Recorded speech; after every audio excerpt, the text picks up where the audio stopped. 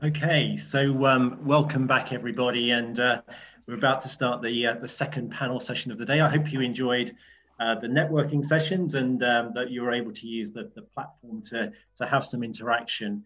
I certainly enjoyed very much the first session, which was about SFTRs, very much from the trade repository perspective, and there was lots of talk of very good work there. So it really pleased me to hear that the industry seems to be moving in a great way. Clearly, lots more work to be done. But there was a lot of talk about the kind of partnerships that have developed over the course of this regulation, particularly between market participants, vendors, and the trade repository. So I think now we're going to get to hear a bit from the vendor perspective on their experience and what they see as the challenges at the moment. So I'm going to pass on to Sarah now to introduce her panel. I'm going to hop off again, and I will see you all again before the next session. Thank you. Thank you, Sarah. Great, thanks, Kevin. Okay, so the tech success story. I think it's worth starting the session by just thinking about the sort of process that the industry has been through over the process of implementing SFTR. So really, it's like the whole process started back in 2009 after the financial crisis, when the FSB started with some recommendations to improve the transparency around the industry and the activity. So they took some time looking at how this could be achieved, and in 2013 came up with a series of recommendations around a reporting regime, which at the time was proposed to be 53 or 54 fields. And from a market perspective, the market was very welcoming of this, thought it was a good thing, thought that it would benefit the industry as a whole to have that level of transparency. And the FSB set up a data group to look at this and to work with the industry to produce some sensible kind of reporting regime. But by 2015, the reporting in Europe had somewhat morphed, and ESMA published their regulation, their level 1 text around the reporting regime, which, as we all know, came into effect in July 2020. So with the first reporting happening from 2020. So from the point of inception from an ESMA or a European perspective, the SFTR reporting regime has been 5 years in the making. And the industry has been sort of focusing on delivering the solution to what turned out to be a very complex set of reporting requirements. So, 155 fields, a level of matching that no one could have imagined, with very low tolerances, the requirements around things the industry had never used before, such as LEIs and specifically the UTIs. So quite a, I hate to use the word journey, but it's been quite a journey that the industry has been on. Today, according to the analysis, at Consola, we analyse and consolidate the data from the trade repositories, and it looks like we've got about 1.3 billion euros of stock lending transactions being reported. There's about 930 million of collateral against that. And in the repo space, 13.3 billion repos being reported. It's a huge amount of data. So it's been a challenging 5 years, and I think we can call it a success story, given that most people are now successfully reporting their data at some level. So I'd like to just turn to the panel. So firstly, if I can ask each of you to introduce yourselves, and then perhaps just give us a flavour of the process, or I'm going to use that word again, the journey that your firms have been on, and what it was or how it was that you came about the types of solutions that you now offer to the industry. So if we can start with Mark. Hi, thanks, Sarah. So my name is Mark Byrne. I'm the product lead for SFTR at Equiland.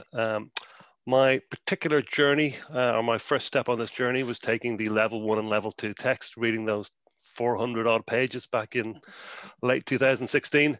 And then as we kind of went on from there, looking internally at all the places where SFTR had impacts for the products that we had internally, and then also kind of a client outreach to, I guess, educate clients on what the requirements would be, and then also think from our perspective where our particular expertise lay, and what the implications would be for us if we wanted to build a full front-to-back solution, or whether there was value in looking for someone to collaborate with us.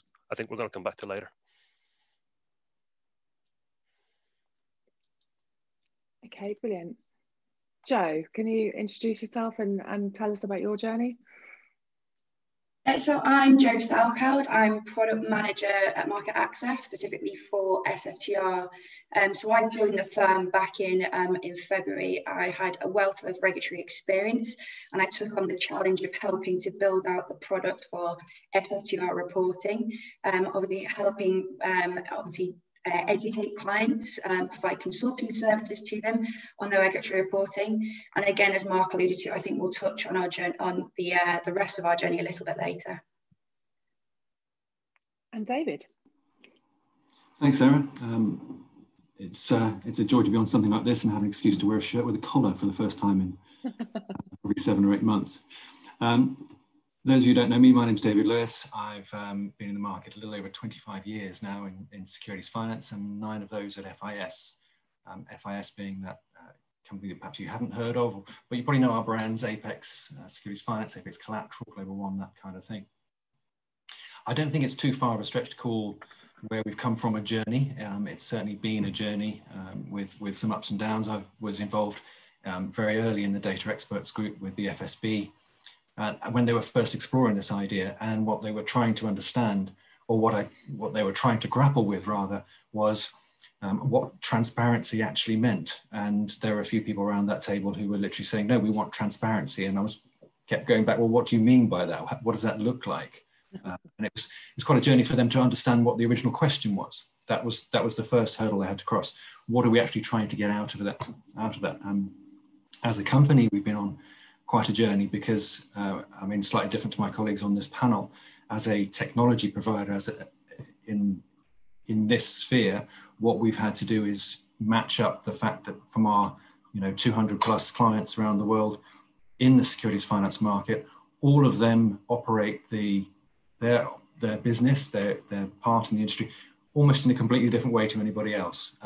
It never ceases to surprise me how such a relatively plain product can be implemented in so many different ways, and to have a solution to report accurately with the kind of frequency and complexity that SFTR demands has been an uphill task, right? It's quite a complex thing. We've ended up with a module solution.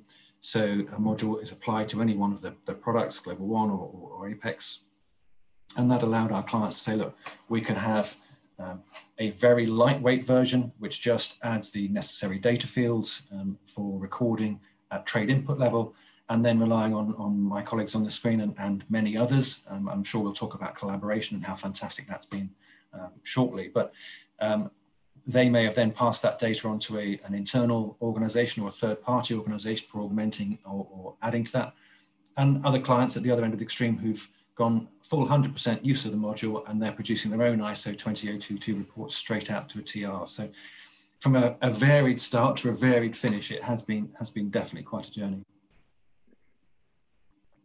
So I'm interested in, you mentioned about the kind of 200 clients and 200 different ways of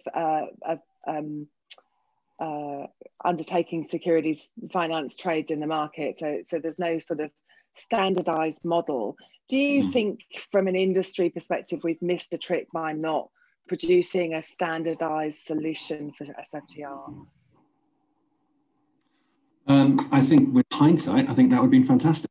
I think that would have been a great way to go. And indeed, we can perhaps see that repeating itself with CDM as a proposal. But the reality was there are too many divergent processes and so on that go on. And in the time frame allowed, even with the delay for phase one, within that time frame, there's no way you were going to reorganize an entire industry with the kind of quantity of throughput that we were been talking about, and sometimes the inertia that affects the way things are developed and changed. There's no way they were going to cross that we as an industry were not going to cross that many hurdles in that time frame to come to a single way of doing things. Yeah. The differences that we've come across in the way that our clients run things is one aspect, and I think this is a multifaceted problem, right? You've got the multiple applications or multiple ways people use the applications that FIS provides, and then you've got somebody on the other side of the street who's using, you know, Broadridge or Calypso or a home built system, so to speak, who might do things in a totally different way, in a totally different system with different named fields and that kind of thing. And then you've got to try and match those up in a complex way. And then on the other side, another facet is the fact that there is interpretation of the rules themselves. So you've got lots of things going on. An example jumps to mind: early termination versus modification, you know, to get straight into the weeds. Why are we using that as a particular trade life cycle event when in fact the event, if you call a term early, then clearly it's an early termination. If you're modifying it on the end of its date, then it's a modification. Lots of complexities about the way this is applied, which is just another facet on the complications of the way we actually undertake the business. So with hindsight, yes, absolutely, it would have been great to go with a standardized solution. But it just wasn't practical. I think the closest we get to the fact is this is one of the first mandated regulations where an ISO 20022 standard is being applied. And it's from that level forward we've got the standardization, not before. Yeah. So there seems to be a lot of sort of collaborative solutions in the market. And we've mentioned this collaboration before, but just from the market's perspective, there seems to be, you know, a number of different firms partnering up and collaborating to bring a specific solution to the market. And I wonder why you think, because there seems to be an element of that's the way the industry prefers it, and that's bringing the solutions to the table. Why have we had to go that route, and what's the benefit of that collaborative approach? Joe? So at Market Access, we do two things as part of our post-trade business. That's regulatory reporting and pre-matching. And it's our bread and butter. It's two necessary items that are required for successful reporting for SFTR. And these, coupled with Equiland's pre-matching tool, certainly made for a strong joint venture. So at Market Access, we obviously have over 30 years of experience. We're an industry leader, and we offer a wide range of regulatory reporting services. So there are a few players in the industry that have the suite of regulatory reporting services that we do. And in particular, if you look at our MiFID II client base, it's strong with around 330 clients using the service. Now, it always seems that with vendors that the strongest players remain standing. So I guess take the recent wind down of the regulatory reporting at CME, which obviously the unintended consequences resulted in much of their client base coming to Market Access for our reporting services. But so I guess because of that, I see that having one vendor in particular is dangerous. It's good to have options, particularly when vendors exit the market like CME. Also, I guess for firms and their business continuity purposes. And it's also good, I guess, to have healthy competition out there as well. Yeah, absolutely.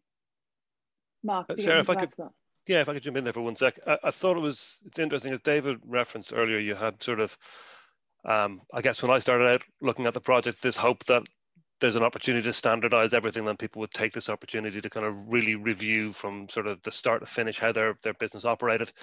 I think that, as Dave said, the practicalities of that proved a little bit more in the, you know, than was achievable in the time frame. I do think a lot of people will start perhaps over the next 3 to 6 months to start to use that kind of common language that now exists to see whether they can get some standardization and get towards the kind of level of standardization that we had looked at the start. When I was on panels about maybe 3-4 years ago, the big topic that always came up is interoperability, and people talked about interoperability. I think probably they've thought of it as a sort of what I would like kind of maybe call horizontal interoperability. So kind of interoperability between books and records providers, interoperability between contract comparison providers, and or interoperability between regulatory providers. The reality, I think, is, again, going back to the point, is it was too much work to do in the time frame to put this technology solution in place and also make it interoperability. I think that was asking for too much in the time frame that was available. But what we did find was more what I would consider maybe a vertical interoperability. So you have the books and records providers kind of collaborating and communicating into the counter comparison providers, who then link down in a sort of a more vertical manner down into the trade reporting providers such as market access. So I think we've ended up with a type of interoperability, but maybe not the one that people were expecting at the start. I think that's true. I think that's very, very clear what Mark was saying then, that I hadn't quite thought about it that way, but he's absolutely right. The vertical interoperability, we had a lot of activity as we connected through to the different other providers in this space. And I have to say that, you know, we wouldn't have got where we got without that collaboration, and hats off to everybody who's been involved with this, from all the different, actually put everything aside and said, go on, we as an industry, we have to solve this. And I think that's been a fantastic thing for all of us.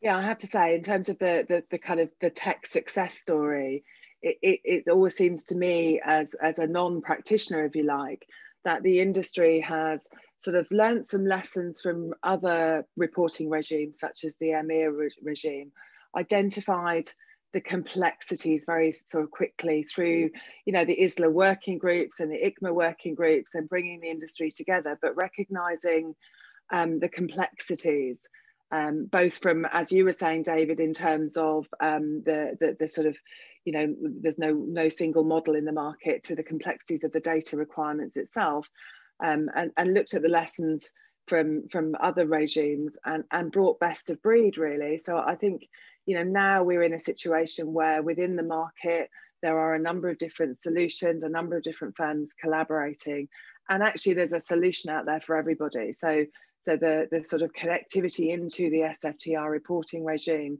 has been a complete success story in terms of bringing the experts, whether they're experts in securities finance or whether they're experts in reporting like market access, and bringing them together to produce the solutions for the market. So I think, Sarah, can I throw a slight spanner in that, just for a bit of fun? Yeah, there is a lot. When I first when I first had this panel suggested to me, I did wonder whether SFTR, the tech success story, was either a statement or a question, because yeah, there has been a great deal of very good things come out of it, but I would say that's not all been plain sailing. I was intrigued by the Capitec survey that came out in the last day or two, and just to quote from that, I'm just going to look at 46% of the respondents consider SFTR a major challenge for 2021. So clearly lots of people are thinking this is not over. There's still an awful lot left to do. The other stat that stuck out to me, 66% give a lack of expertise as a major concern, highlighting specifically the crossover between people who are experts in reporting, as Jo mentioned, that her firm has a huge history of this, they do very well at it, to other people who have knowledge of the market, such as securities lending and repo. And perhaps there aren't many people with both of those, or foot in both of those camps. And that's what's identified in that survey. So yeah, it has been a difficult journey. It has been a lot of success, but I think if we believe what's written in that survey, then there's a huge amount of work left to do. Yeah, I think that brings us on very nicely, David, actually, because I mentioned before that Consolo does some analysis around the data as reported by the trade repositories. And I should have brought some slides with me. I could have put some slides up for the latest analysis, but it's all available on our website for anybody to view. But in that analysis, there's some quite interesting trends coming out, which sort of raise some questions. So one of them is that there's a significant less in value of collateral being reported than there is of securities lent. Now we know that because we're reporting executed stock loans, but position collateral, that there's never going to be a perfect match between those two, and that you're never going to be able to be confident around that. But we think there's something sort of more happening here in terms of the reporting of the non-cash collateral specifically. And this is sort of relating back to the backdating or backloading rather, because the collateral is being reported on a position basis, regardless of whether it's relating to reported SFTRs or trades that haven't been backloaded as such. But then that would suggest that there should be an overvalue of collateral rather than an undervalue of collateral. So there's something in the non-cash collateral, and there's obviously an issue around the reporting of that. Now, ESMA have stated, and they did this through the ISLA outreach process, that their first focus would be on non-reporting rather than anything else, and that after a period of time they'll start to look more at kind of whether the reporting is accurate and whether there's any sort of misreporting or errors going on. So do you think that whilst it is a success story in terms of, you know, everyone successfully reporting something, do you think that what we're actually reporting is really sort of true and accurate data, or do you think there's a lot more work to be done in that space? It's like in the next phase. Is that what we're now looking at, sort of moving into? I would start, Mark. I'll open that to you. Sure, Sarah. Thanks. I think the focus really has been, as you referenced, on the reporting process, and the ACK rate that's been reported by the TRs of, I think, sort of 98% plus is where the term success, or why we define it as a success, really. That in other regimes, that number has been considerably lower from day one and maybe up until like a year later. So I think the fact that the reports are coming through, partly, I think, testament to a lot of work that's been done by industry bodies and various different working groups to kind of get a common understanding of what the requirements are.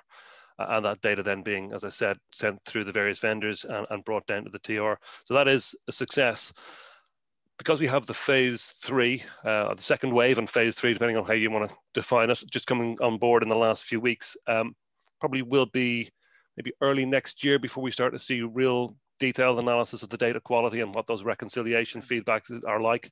So I think throughout the course of 2021, you will see some adjustments to people's data models. And I think there will be an improvement in the quality of the reporting, quality of the matching. Just probably a little bit too early to say right at this moment what that's going to look like. David or Joe, anything to add to that? I'm intrigued by the statement you used a couple of times, Sarah, that everybody's reported something. Like that's a measure of success, that as long as we get something sent in, then clearly the ESMA might put us to the bottom of the list for analysing what we do. So it's an intriguing kind of measurement. But on the previous panel this morning, there was a comment related to that, where one of the panelists said there was a lack of reporting, possibly because people weren't reporting anything where they didn't have an LEI. It might be just as simple as that. So there are fundamental gaps that need to be filled. What I took from that is there's fundamental gaps that need to be filled in reference data, for example, and organizations saying, look, 10% of the counterparties that I deal with don't have an LEI, therefore I'm not reporting it, and therefore it's not making it into the reporting it. And obviously I'd pick that 10% out off the top of my head, but is that an aspect? I mean, I'm not close enough to that data, perhaps Joe or Mark are, but is that one of the simple fixes, perhaps? Sorry, I was just going to say, I think personally we're being, or in the SFTR space, the securities financing space, we're being maybe quite hard on ourselves, because if you look at the what happened previously with other regulations that were implemented, I do think SFTR has definitely been relatively successful. I mean, we can attest to this at Market Access. We were seeing some firms who started their testing extremely early, and then they had the opportunity to test even further, particularly with the delays because of COVID. And these firms are now achieving almost 100% ACK rate. And that was obviously also mentioned by Catherine earlier in the TR panel. I guess with the data, obviously, looking again back at what the regulators are looking at from, it took so long for EMIR pairing and matching to actually, come into place. Firms were only, what was it now, 6 years on now, looking at their pairing and matching rates and how they can improve that. And I think just to add as well, with SFTR, I think firms are also now looking to vendors to ensure that their data is accurate, and that the reporting is accurate. We have a UTI portal, which with our experience, we identified that previously with EMIR reporting, sharing a UTI was extremely painful, and it's particularly within the regulatory reporting timeframe. So what we did is recognise, we launched and built our UTI portal, which allows firms to, within an efficient and timely manner, share key SFTR data, including the UTI, collateral allocation data, loan allocation data. So with all of that, following the go live, I guess, with from phase 1 and phase 3, we're still seeing firms that are struggling with the sharing of the UTI and being able to report data in an efficient and timely manner. So they're now obviously looking to vendors such as ourselves, knowing that we have a mechanism that works, and this is obviously helping them with their SFTR reporting. But again, I think we are, the securities financing industry is being particularly hard on themselves with this. I think it's relatively successful. David, I remember in early sort of meetings and discussions in the industry that there was a lot of talk about, from the client perspective, that need to standardize some of their processes and workflows in order to make this happen. And I know ISLA had done a lot of work in the corporate action space specifically. From your clients' perspectives, what sort of lessons have they learned, and what sort of changes have you seen in order for us to adopt and improve in the SFTR space? Well, I think that's right. I think there's been, this has presented, in fact, a good opportunity, because we have a situation where the regulatory imperative to meet a set deadline with some quite stringent and demanding requirements, both in complexity and frequency, has led to people investing money where it perhaps should have been invested long ago. So we have situations where a lot of our clients have done a lot of process re-engineering. For example, making sure they're on the latest version, making sure they've got the right modules, instead of, I think we've all been guilty at times of massaging a trade into a structure or a trade input that perhaps it shouldn't be. I'm sure Viva never did that, or Morley. Never. I think you told me once, Sarah, your first securities finance trading system was a supermarket system where they used to lend to each other, literally stock as in baked beans. So the massaging of trades into perhaps structures or records that were not optimum is something that a lot of organizations have dealt with in the past as they've developed their systems and so on. But now with as I said, a regulatory imperative, they've had to say, look, we've got to do this properly. There is a regulatory axe hanging over our heads that we've got to be able to report a securities lending trade as a securities lending trade, not as a repo, or vice versa. They've got to bill properly, they've got to mark properly, they've got to report their collateral, the right granularity at the right frequency. So it's been a huge experience from that point of view. And long term, I see huge benefit from that, because that standardization will allow us to do more things in a more efficient way. There'll be less reconciliation issues, there'll be less matching problems, there'll be less data errors, and our business overall will become much more efficient. Yeah, absolutely, absolutely. So we've had a question coming in from the audience, and they're asking whether the panel thinks that all this data being reported will achieve the objectives of the regulator. So David, you mentioned sort of early on, it's like trying to pin down what they meant by transparency. But do you think the data that's being provided will allow them to understand the industry better and understand what's going on?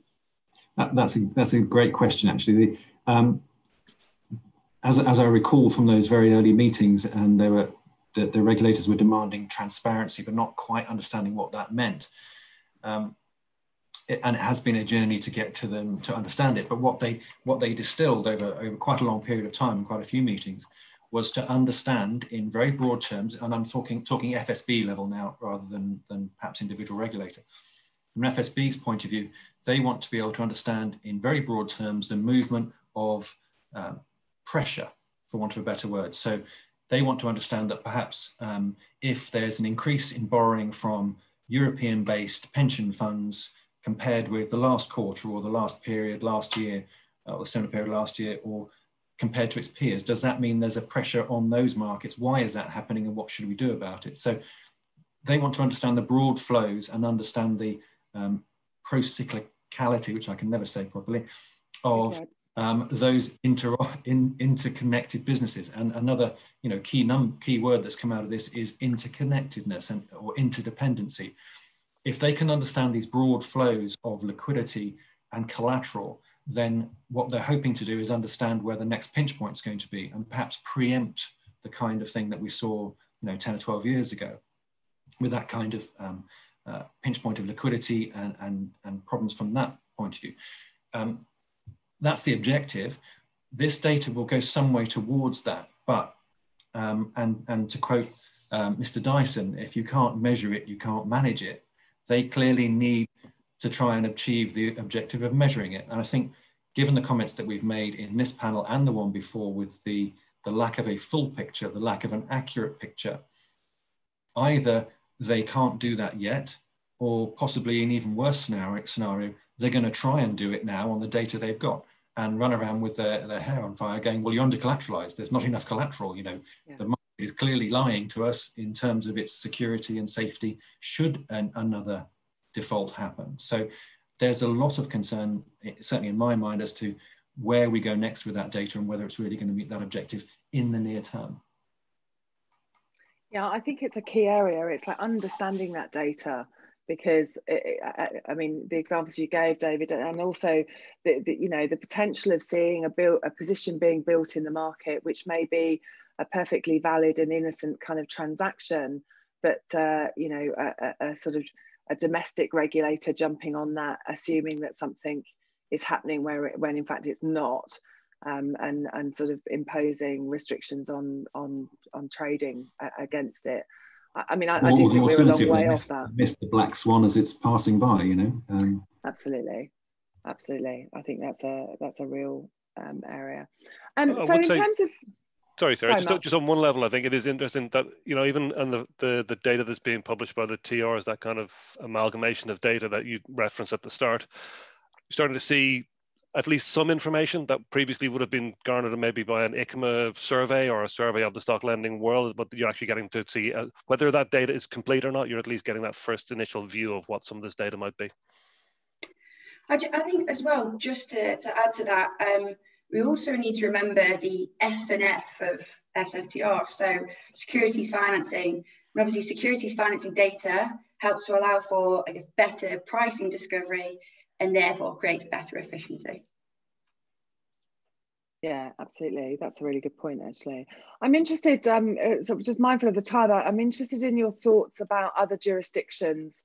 And so, on the assumption that SFTR is a success story, and that whilst there's still work to be done, actually, we've done a reasonably good job as an industry in the European markets. What about other jurisdictions? It's like, and do you think other markets will adopt the same level of complexity, or do you think it would be unlikely for that to happen? I think it's unlikely it would be more complicated, would it, Mark?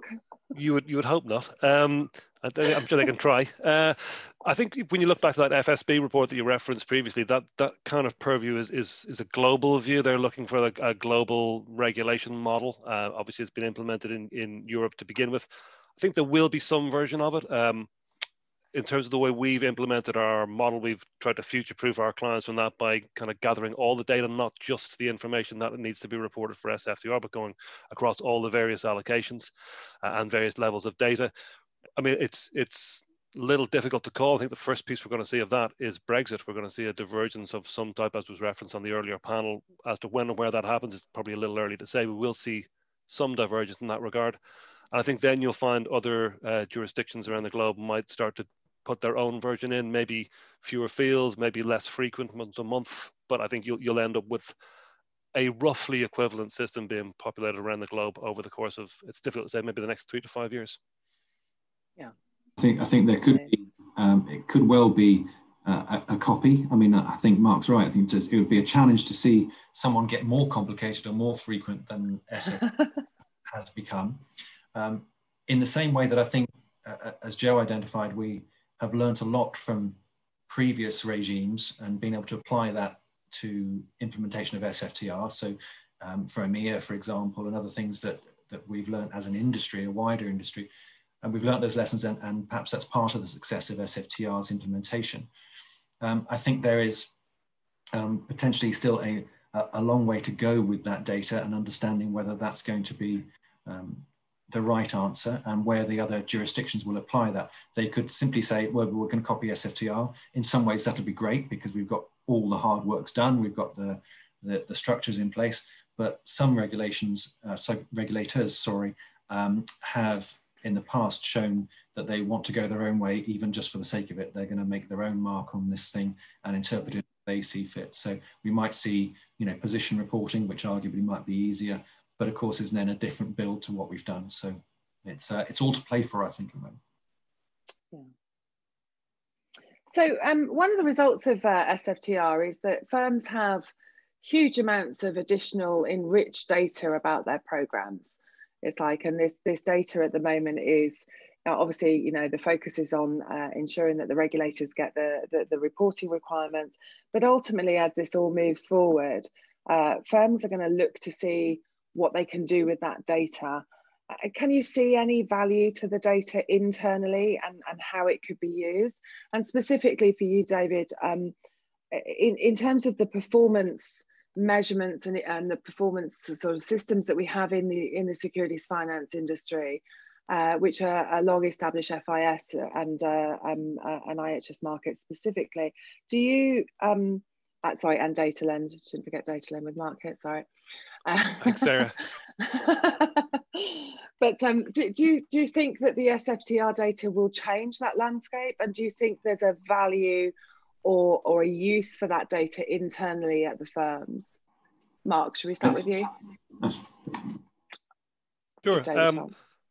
Look, I think there's kind of two elements of this as I look at it. One relates to the way in which we referenced it earlier, sort of the data standardization. So when we think about this, we look at it in two elements. One is kind of matching data at point of trade. So where you have NGTR trading platform, clients using that to get their data standardized and matched at that point of trade. And then also in the post-trade world, in what we call a kind of point of process. So we have a new product called GEM, which is Global Event Management, which is about life cycle management and the exchange of messaging on a life cycle basis. So if when you want to communicate a rate change or a return or whatever via that kind of messaging that's agreed. So I think that's the next step when we think of kind of the data standardization and the process of that becoming aligned. Once you get into that world where you have a standard understanding of what the data is and the kind of common language, I think maybe the CDM model that ISLA is working on. Also, one point I would reference just in terms of the kind of the how this leads towards a greater automation. I think the fact of the existence of COVID and how that has changed people working from home, they historically has been maybe in the operational world, a kind of view of just throwing a number of people at a problem, whereas now that option isn't really there in the same sort of way. You need to actually throw investment and technology at the problem and solve it that way. So when I think about the uses of the data, we have a series of I would call them whiz kids who are based out of our New York office, looking at kind of the sort of artificial intelligence and machine learning. They speak a language which frankly I don't perfectly understand. They're very excited about the data, the quality of the data, and the standardization of that data going forward. So I think that's really, I leave it to people who know better how to do this sort of stuff, but there is definitely that opportunity, I think, as we move forward. Brilliant. I think just in the closing seconds, I think I'm just going to say that absolutely huge amounts of value in that data. I think all three of the major data providers would agree with me that getting that data out of our clients sometimes is a bit difficult in terms of we're realistic in the fact that it's perhaps not the #1 priority on their development list in terms of technology output and so on. But SFTR has been very high on that priority list. And that enrichment of the way that people gather data internally to report externally is bound to have a positive impact on the way we can monitor, manage and improve performance in programs. I think it's a win-win for all the providers as well as all of our clients. Brilliant. Joe, just as a closing, I'm mindful that we're now running over, but I need to ask you about this. In the other reporting regimes such as EMEA, have we seen any sort of data use coming out of that? Are internal firms using that data more to make efficiencies and things? Certainly. Obviously, with again looking in comparison to EMEA, with SFTR comes the requirement to look for platforms to automate processes and to allow for reporting to become easier, to remove the manual burden on ops teams. Obviously, we've seen with EMEA that the regulators are becoming more interested in the data that they're receiving. Obviously, they've also had, they based on the industry working groups, they're receiving feedback, and based on the feedback they're receiving, they're obviously tightening the regulation further. Obviously, we've seen the EMEA refit, so the data is obviously being utilised. And again, just to go back to Mark and David's point, so obviously data allows to come into the new world of technology, and obviously through AI and machine learning, it can obviously help facilitate enhanced processes and assist with the completeness, accuracy and timeliness required for reporting under, for example, EMEA and SFTR. Brilliant. So I think it's one of those, just to close really before the break, as David said, is SFTR a success story or tech success story? And I think it's very clear to see where we are, and for so many firms to have met those initial requirements and initial reporting dates, then undoubtedly it is a success story. I think we're not very good at kind of patting ourselves on the back as an industry, but actually by bringing these firms together and by the vendors working together and collaborating, actually the tech success around SFTR is undeniable. Clearly there's lots of work to do. Clearly there's lots of improvements in accuracy and data kind of flows and more work to be done around standardization. But I think the upside of SFTR and the exciting bit about SFTR is the opportunities that it will bring. Firstly, when the next jurisdiction comes along with the complex reporting, it won't take us 5 years. It's like this won't be a kind of all-consuming process for the industry. It'll seem like a light work, and then the opportunity to use that data going forward and the opportunities that it might bring to the industry, so that it's not just a regulatory reporting requirement, but actually a benefit to the industry, is phenomenal if we can carry on developing those technology solutions around that data. So I think we're over time, as is traditional. I think that after this session there is a virtual coffee break, so people can visit some of the sponsor sites and have some meetings, and then I think we're coming back for the next session.